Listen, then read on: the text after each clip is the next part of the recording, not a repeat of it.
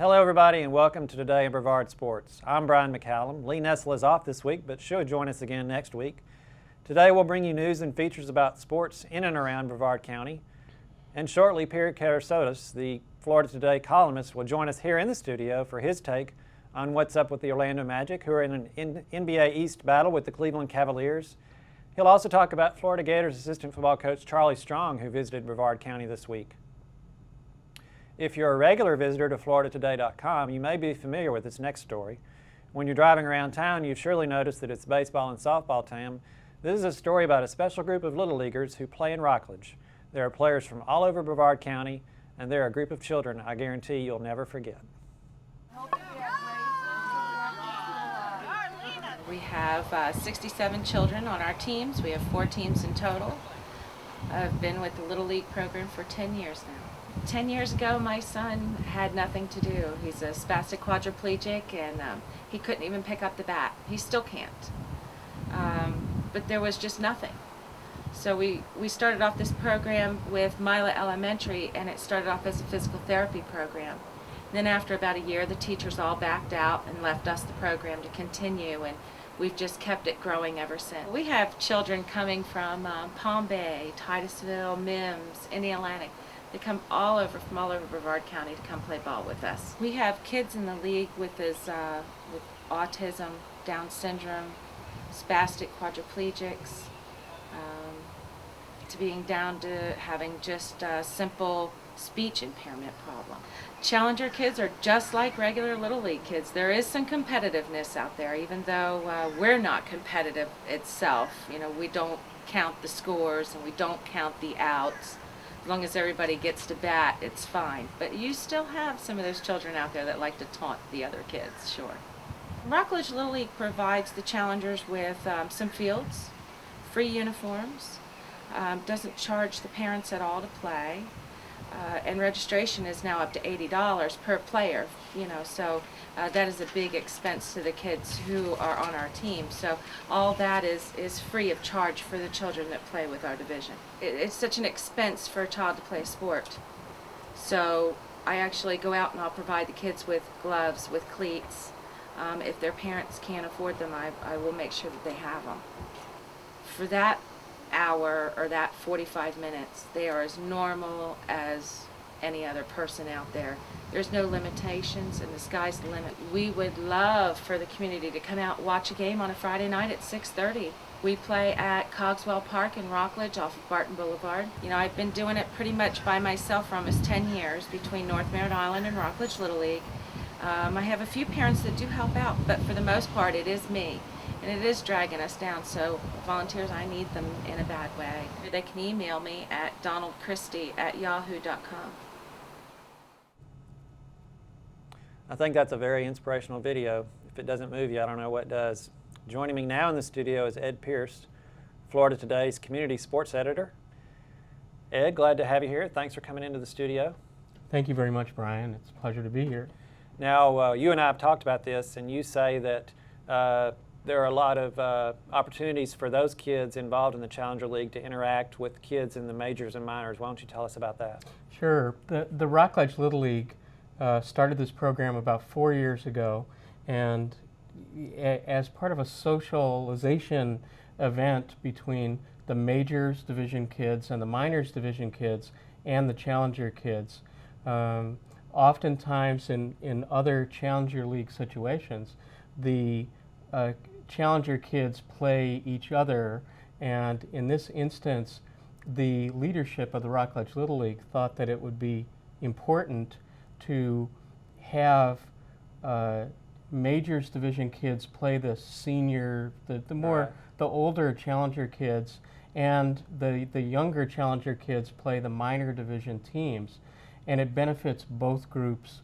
The minors kids get to compete and interact with the Challenger kids, who may have everything from speech impediments to spina bifida and all sorts of things in between, whereas the Challenger kids get to compete at a higher level against kids who are playing in the majors and minors divisions. And you talk about benefiting both sides. Something else that can benefit both groups involved is volunteering.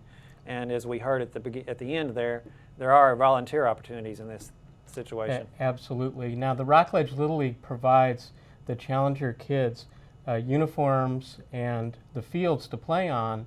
The umpires and the coaches and people who run the concessions there for the Challenger League are strictly volunteers, and the program has grown to more than 57 kids involved.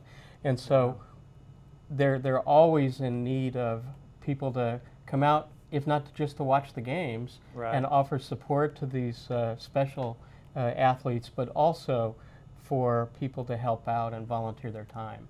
A lot of ways to volunteer. Sounds like a great cause. Thanks, Ed. It's a very interesting story. Thanks for joining us. Now for some quick local college notes, all of them with a little bit of a high school taste from the local area. If you remember Cocoa High's run to the Class 4A basketball championship this year, you know Julius Reed, and he's going to be staying locally. For those of you who want to see him, he signed a letter of intent to play his college basketball at Florida Tech. Reed is a 6'1" guard. He led Cocoa in scoring each of the last 2 seasons, 17.5 points, and was a key contributor on that state championship team. 24 points a game over the final postseason games. Quite a deal. And he was named to our Florida Today All-Space Coast first team for the second time this year as a senior. He led the team in steals with 84. He was also a Cape Coast Conference Player of the Year in 2009. Also at Florida Tech, the women's rowing team has earned several honors from the Sunshine State Conference. The Panthers took 2 of the top 3 honors this year.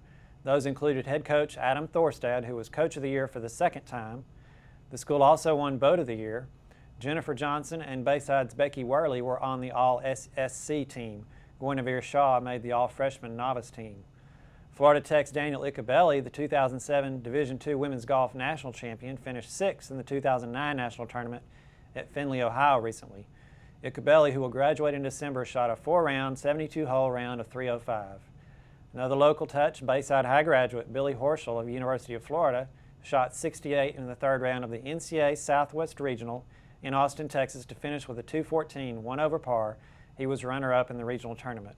The Gators won the men's title with an 874 total over 3 days. That's minus 22.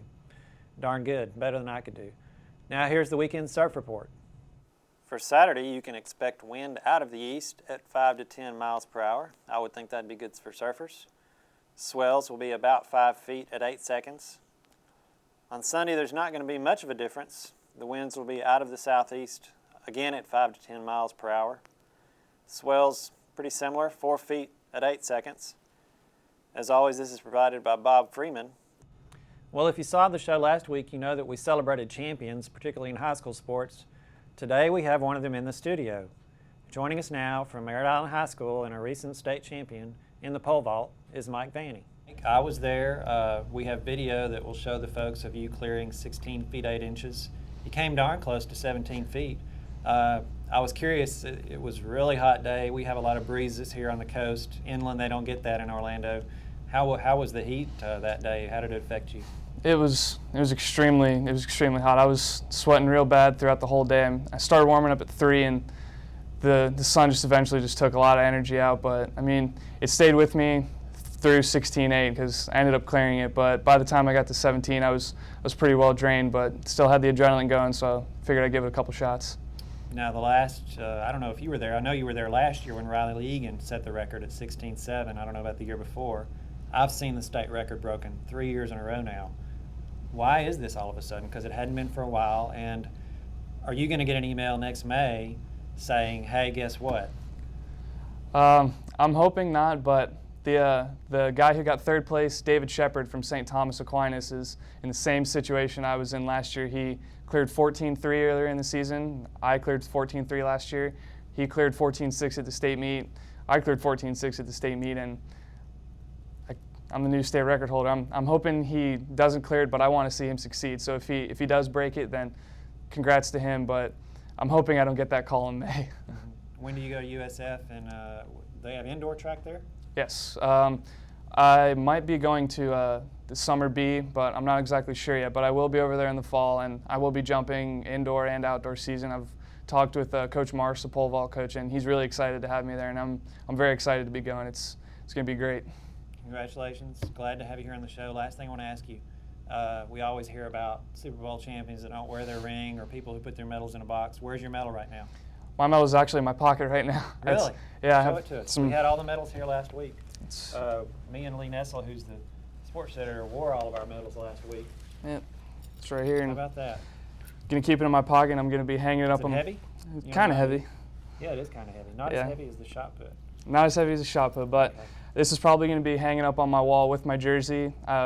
We put it in a frame and put a little plaque underneath it saying Mike Vani, state champion, state record holder. So hopefully it'll be there, and it'll be there for a long time. Well, congratulations. Good luck at South Florida, and keep us updated. I will. Wish you well. Thank you very much. Well, if you think the only competitive basketball that's being played in the state of Florida right now is by the Orlando Magic, you would be wrong. There's some pretty competitive basketball going on at O'Galley High School. It's competitive not only to the people on the floor, but to the people in the stands. At the O'Galley Civic Center currently, we're running an adult basketball program, which is for adults 18 and up. Our basketball program currently has 12 teams with about 10 to 12 guys on each team. And after a short hiatus, we've just now started back our adult basketball program. It's been going on now for 5 seasons. Games are held most Monday, Tuesday, Wednesday evenings. It is open to anybody in the community and in the county for that matter. We like playing together, we like playing the sport, so we continually come here. We play every season. It's fun for us, it's the competition too. It's up to our level. It's not like every game's a blowout for us. So, keep us on our toes. Well, I like about the fact that I get, to play with players of different level. Of course, a lot of these guys that I'm playing, with, these guys, some of them have played basketball professional. So it gives me an opportunity to stay competitive and to be able to learn some more fundamentals of the game. I played as a small child. They had City League gatherings here, and we used to play on Saturdays and Sundays. I love basketball. It's a way of life for me. I also get to fellowship with the younger guys, and there's a lot of guys from different walks out here, and a lot of life they know is the only one that they've ever lived. So I'm 49 years old, and most of them are in their 20s. And I like to come out here and just show them that there's a different way of life than maybe just the way they've only seen. We play 2 games each night, so that's 4 teams with their fans. Most every seat in the facility's taken. A lot of times you'll have people standing on the wall just to watch the game. The people who come, they have girlfriends and parents and buddies, all come and watch them play, and it's cheering, and come on, ref, what are you doing? just like any other sports arena you would attend, only somebody on this team. Well, it gives me a better feeling, playing, and of course to know that people are watching. So in that way, it kind of make me want to do better because I know there are people watching, or maybe some of my friends that are watching. A lot of these teams are followed by their wives, co-workers, parents, grandparents come out. We've got players in the league that range from 18 to 55, 57 years old. And the fans that come with these guys for this recreation league makes half the program. I get to watch my kid play. I love watching him play basketball. He enjoys it so much that it's a pleasure to see your child doing something they love. Our participation levels continue to increase here at the Civic Center. We have teams coming from as far as Rockledge and Palm Bay and Satellite Beach to play here in our league. The word's getting out that we have a great program, and we continue to have phone calls every day of people wanting to join the league, even after it's already begun. Everybody plays their heart out here. We're not getting paid. There's no big paycheck. There's no big trophy or anything at the end. Most everybody that comes here loves to play basketball. They love the competition. They love hanging out with their brothers that love to play basketball. Peter Kerasotis, Florida Today's own commentator, is here in the studio with his commentary. columnist and commentator. Peter, you were out talking to Charlie Strong, the defensive coordinator at University of Florida recently. People who read the paper know that you have written about him as far as his potential to be head coach and kind of some sensitive issues. And you tell us he's kind of opened up to you the other night. What did Charlie have to say?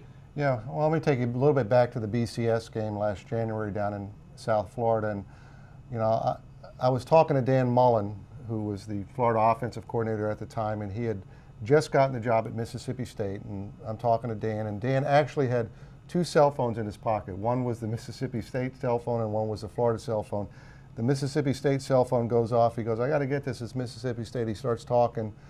And it just got me to thinking, you know, here's a guy 36 years old, a resume not nearly as complete as Charlie Strong's, and he's gotten a job in the SEC at Mississippi State. So I went over to Charlie, and I said, Charlie, and I've known Charlie, like you mentioned, as you mentioned, for quite a long time. And there were, you know, several job openings at the time, as there always is around December and January in college football. I said, Charlie, how many phone calls have you gotten about any of these job openings? And he looks at me and he goes like this. I said, Charlie, nothing? And he goes, nothing. And the issue, and we got to talk about it, is, you know, college football is still not a colorblind sport. Not like most of the professional sports. Still have work to do, but college football, especially Division 1A college football, a lot of work to do. Out of the 119 Division 1A coaches, only 7 are black, and only 1 in a BCS conference, and that's University of Miami Hurricanes, Randy Shannon. But the other issue, and it's a very sensitive one, is the fact that Charlie is in an interracial marriage. And you hate to have it to even talk about that in 2009, but that is an issue. When the Auburn job was open and Charles Barkley was pushing for Turner Gill up at the University of Buffalo to be the head coach at Auburn at his alma mater, ESPN Outside the Lines did a segment, and they had unnamed sources saying there's no way Auburn is going to hire. Number one, they've never had a black head football coach or a black head basketball coach, and if and when they do have one, they're not going to hire one in an interracial marriage, which is a sad, sad commentary. So the other night at the Gator Club, you know, I talked to Charlie, and, you know, we had some private time together, and he really opened up to me, and we talked for about a solid half hour about this issue, how badly he wants to be a head coach. And, you know, I've known Charlie for a while, and it was the most intimate, the most revealing, the most open conversation I've ever had with him. And then later that night, I'm with Gator Bait editor, a friend of mine who used to work here, Marty Cohen, and we're sitting at Beef O'Brady's on Merritt Island. The phone rings, and it's David Jones. And Charlie's trying to track me down. And so I get on the phone, I know what's happening. He wants to just back away from everything that he's talked about. So if you read my column in yesterday's paper, you know that story, and that I did still write about it, and, you know, presented the case for Charlie. And it's a very emotional issue for him. It's a very sensitive issue. And I just hope that the word continues to get out there that this is wrong. To hold a man back because of his skin color and because he's in an interracial marriage is wrong. It's going to take an AD and a president with some guts to step up and jump a hurdle. Another hurdle is the Orlando Magic kind of got over a hurdle. What do you think about the Magic getting as far as they have? Well, Game 2 tonight against the Cleveland Cavaliers. A lot of people thought the Cavaliers were just going to dominate this series. I don't think it's going to happen. I think what was huge for them was going through Boston. You know, I've said it before, you know, teams do tend to have to go through barriers, like back in the day when Detroit and Chicago had to go through barriers to get to national championships. They had to get through Boston. They were the defending national champions. Yeah, they didn't have Kevin Garnett, but the Magic haven't had Jameer Nelson. Their statistics are about the same. Their leadership is about the same. Winning that Game 7 up at what I still call the Boston Garden and getting through that barrier, I think, has given them a tremendous amount of confidence going into the Cleveland series. I think it's going to be a deep series. I don't think anybody's going to sweep. I think it's going to go 6 or 7 games. And I'm not going to be surprised if the Magic advance to the NBA Finals. I think they match up well against Cleveland, and I think the confidence that they gained from the Boston series, winning a Game 7 in that enemy territory, was huge for them. Be interesting to see who comes out of the West, too. Well, maybe we'll ask you about that next time. Maybe. And we'll see all of you next time here at FloridaToday.com on Today in Brevard Sports.